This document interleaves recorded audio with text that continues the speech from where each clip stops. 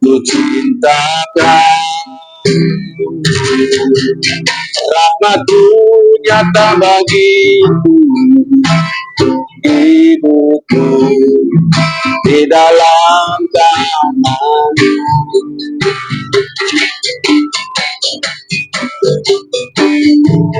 Mana suaranya? Ulangin ya, kok saya doang. Ku cintakan, rahmat-Mu nyata bagiku, hidupku di dalam tangan-Mu. Bangku dan sahabatku, ku saksikan kebaikan-Mu Tuhan. Suaramu tuntunku lewati api dalam gelap, Kau ada bagiku. Sungguh Kaulah Bapakku, sungguh Kaulah Bapakku dan sahabatku. Saksikan kebaikan-Mu Tuhan sepanjang hidupku. Sepanjang hidupku Kau setia, sepanjang hidupku Kau sangat baik. Napasku jaga-Mu, kebaikan-Mu Tuhan. Sekali lagi rapnya, sepanjang hidupku. Sepanjang hidupku Kau setia, sepanjang hidupku Kau sangat baik. Napasku memuliakan-Mu, ku nyanyi kebaikan-Mu Tuhan. Mari kita berdoa. Sungguh Tuhan, kalau bukan kasih dan cinta Tuhan bagi kami tidak ada sampai pagi hari ini Tuhan. Karena kasih dan cinta-Mu lah Tuhan, dari pagi sampai kami terbaring, Tuhan menyertai kami. Terima kasih Tuhan, Engkau Bapa yang setia, Engkau Tuhan yang mengasihi kami, sehingga Kau kumpulkan kami lagi untuk ibadah kami pada pagi hari ini. Tuhan berkati kami sebentar akan dengar firman-Mu. Tolonglah kami ya Tuhan, kami membuka hati kami untuk kami belajar mengasihi Tuhan. Dalam nama Yesus kami berdoa dan mengucap syukur. Haleluya. Amin. Kita buka dalam Keluaran pasal 20. Keluaran 20. Ayo buka Alkitabnya. Jangan kalau main game FFML cepat. Kira yang suruh buka Alkitab lambat. Keluaran 20 ayat yang ke-12. Ayo sama-sama supaya kamu diberkati Tuhan. Ini Adil mana Alkitabnya? Barang, lihat temennya, jangan bengong. Sudah? Ya, sama-sama baca. 1 ayat 12 ya. Keluaran 20 ayat 12. 1, 2, 3. Hormatilah ayahmu dan ibumu, supaya lanjut umurmu di tanah yang diberikan Tuhan Allahmu kepadamu. Kolose 3 ayat 20. Buka cepat. Kolose 3 ayat 20. Sama-sama kita baca lagi. 1, 2, 3. Hai anak-anak, taatilah orang tuamu dalam segala hal, karena itulah yang indah di dalam Tuhan. Bapak sudah katakan kemarin dalam pertemuan kita 2 pagi, kalau kau ingin diberkati Tuhan dan berhasil hidupmu, kalau kau langgar hukum Taurat 5, nggak pernah berhasil hidupmu. Dengar baik itu. Saya tidak pernah temukan seorang anak yang hormati bapak ibunya di rumah dan bapak ibu gurunya di sekolah, hidupnya susah, nggak pernah. Tapi ketika dia hormati bapak ibunya, dia hormati bapak ibu gurunya, maka hidupnya diberkati Tuhan. Ini janji Tuhan, supaya kamu panjang umur dan sejahtera diberikan Tuhan Allahmu kepadamu. Ini perintah Tuhan langsung oleh Allah kepada Musa, dan Musa lanjutkan kepada umat Tuhan. Lalu Paulus menulis kemarin dalam Efesus 6 ayat 1 sampai 3. Nah sekarang ditutup lagi dengan Kolose 3 ayat 20. Hormatilah hai anak-anak, hormatilah ayah dan ibumu. Ini bicara ibu kandung. Ya. Supaya segala hal itulah yang indah. Apa artinya itulah yang indah? Artinya itulah yang mulia, itulah yang bagus, itulah yang cakep. Itu indah. Ya. Itu yang bagus.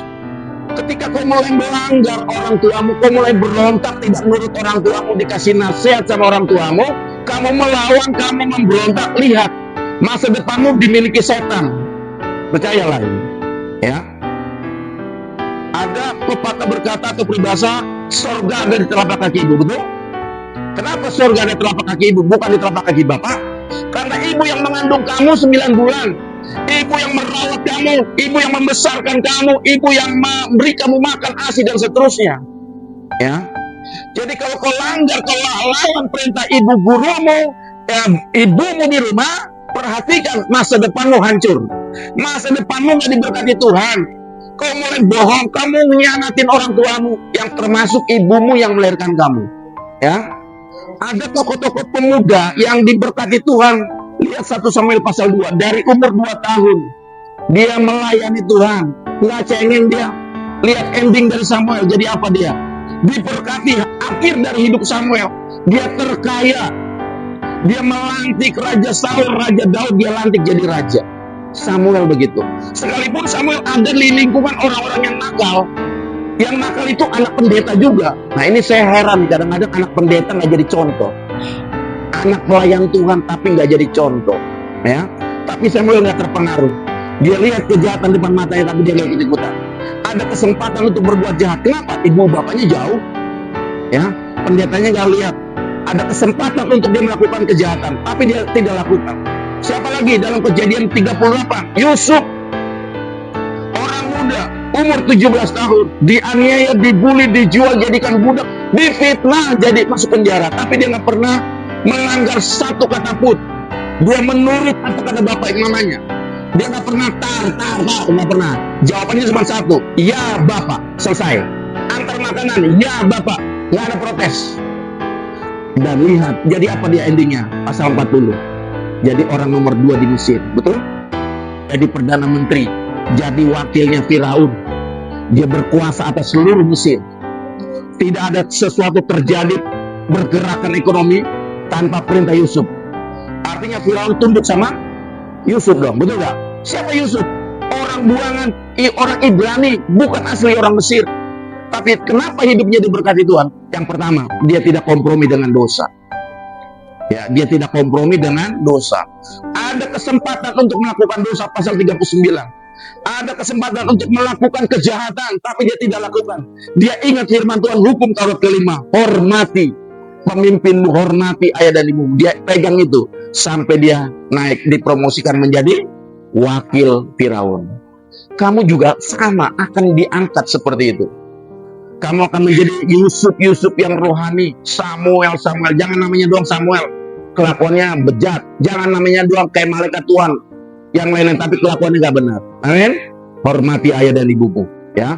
Kalau kau masih punya kesakitan atau kepahitan, ganjalan kepada orang tuamu, hari ini nanti kau pulang, peluk papa mamamu, minta maaf sama dia.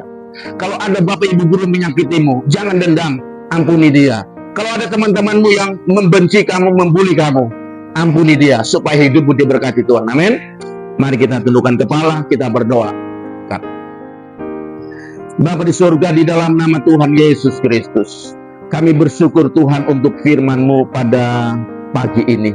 Kembali Tuhan ingatkan supaya kami sebagai anak menghormati orang tua yang sudah melahirkan kami, yang sudah merawat kami sampai 17-18 tahun hari ini. Tuhan, pengorbanan orang tua penuh dengan air mata, perjuangan yang tidak sedikit. Biarlah kami menghargai pengorbanan orang tua kami.